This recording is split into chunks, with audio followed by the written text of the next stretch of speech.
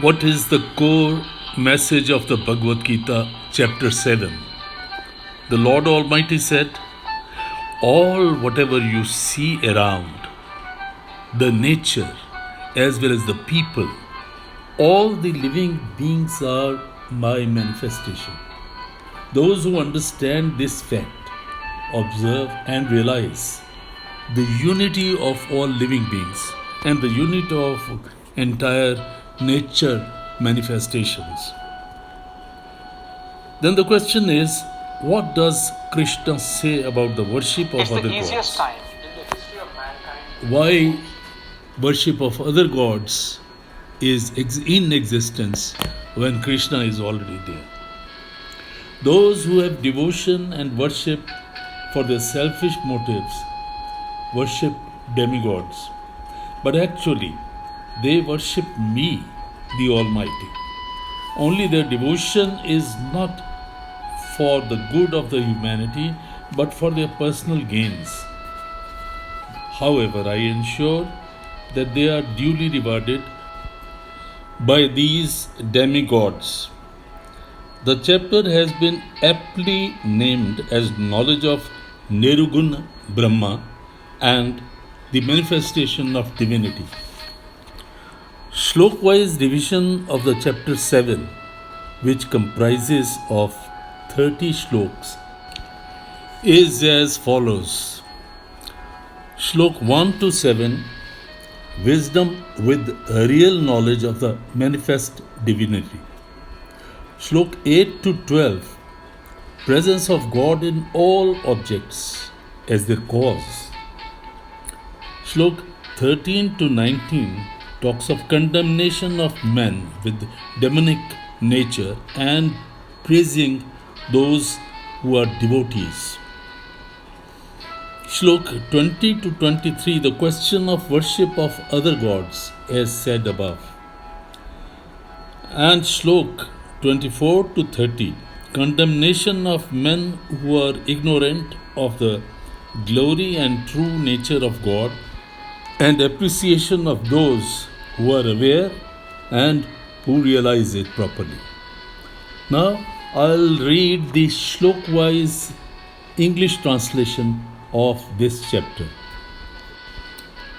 Lord Almighty said, Parth, you should be filled with ever-growing love and be fully involved in me the Almighty, with devotion only towards me.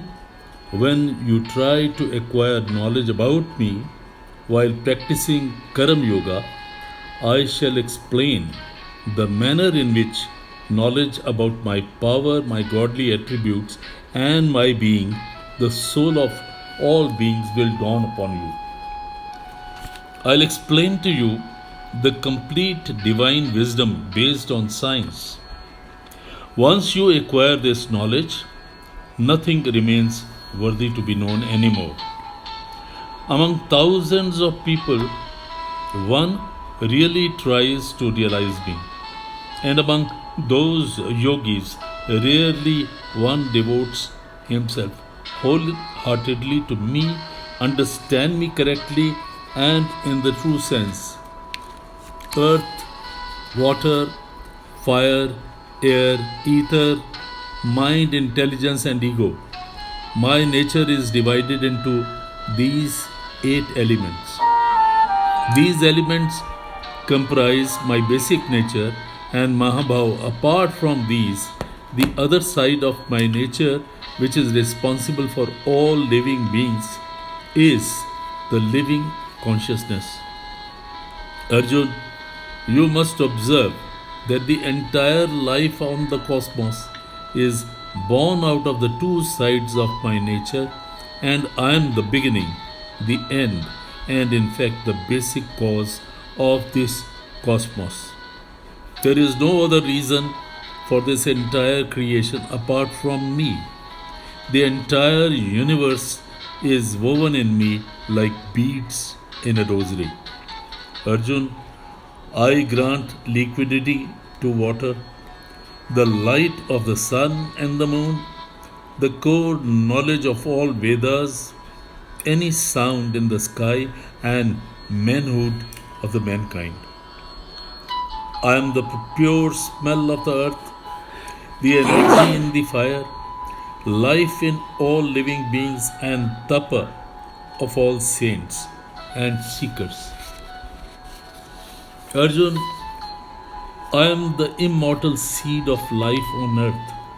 I am the wisdom of the wise, and I am the divinity of the divine. Arjun, I am the power and ability without attachment or desire of the powerful.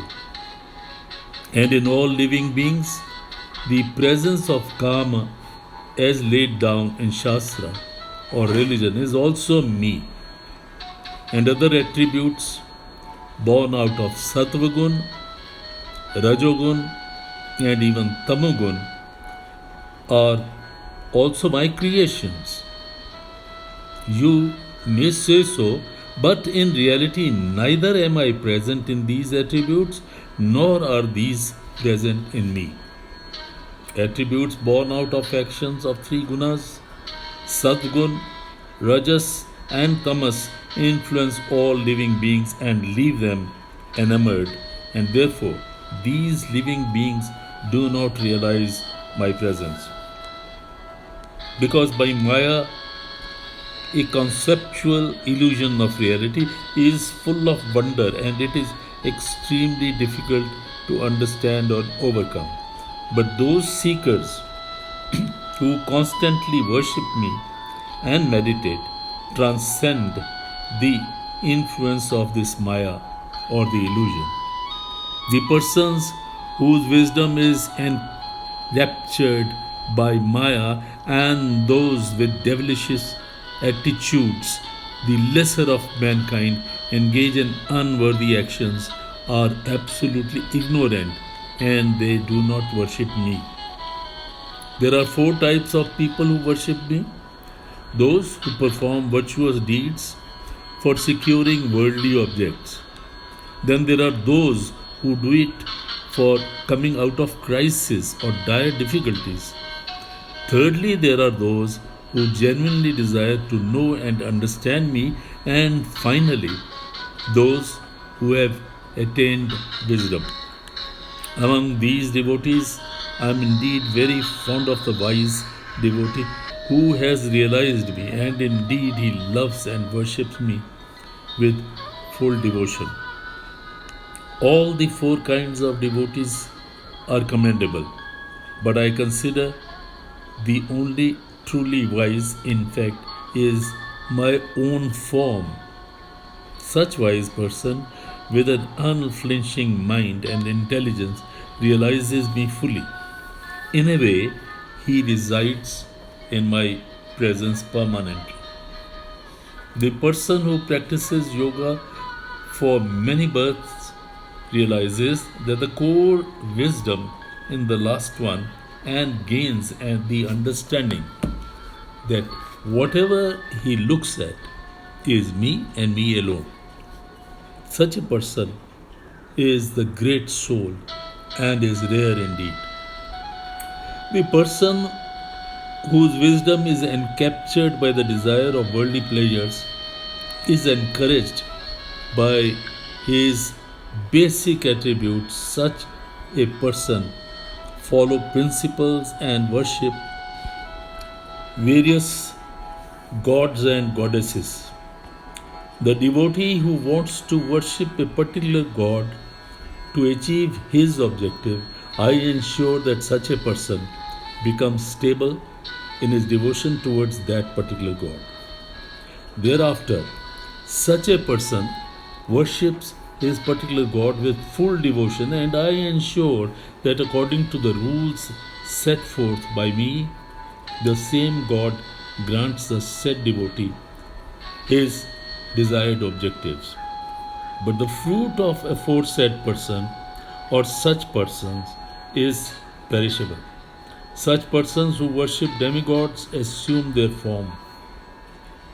However, my devotees, whichever way they worship me, ultimately come to me and assume my imperishable form.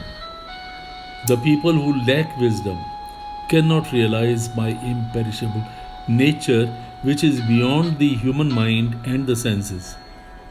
Foolishly, they consider me, the Almighty, to be like any other human being, hidden amongst my Yog Maya. I am not visible to everyone. Therefore, the ignorant people, without realizing I am immortal and birthless, consider me to be the one who is born and who dies like any other ordinary human being. Arjun, whoever has lived, whatever has happened in the past, I know it all. I also know about the present and the future. But anyone who does not worship me and is not a true devotee does not understand me. Arjun, born out of desire and envy, people get pleasure or pain. These unintelligent people are enamored and ignorant. They are bound to remain foolish. But the performer of one's duty, without the desire of fruit of one's action, and who is free from sins, is my true devotee. He worships me in all possible ways. Whoever dedicates himself to me with whatever cause, makes efforts for the salvation of their souls, and they are the persons who fully understand the metaphysics and the significance of duty. Thus, the persons who consider me as the soul of all beings, who are able to see my manifestations, and who always remember me even at the time of their death, in fact, understand me well, and in the end, they surely merge in me. Thus, if we keep on performing our duty without attachment to the result, and we remain engaged in our worship towards the Almighty, we will see the manifestations, His manifestations in everything, whatever, and in all living beings. Therefore, we'll be compassionate to others and we will live life in a significant fashion.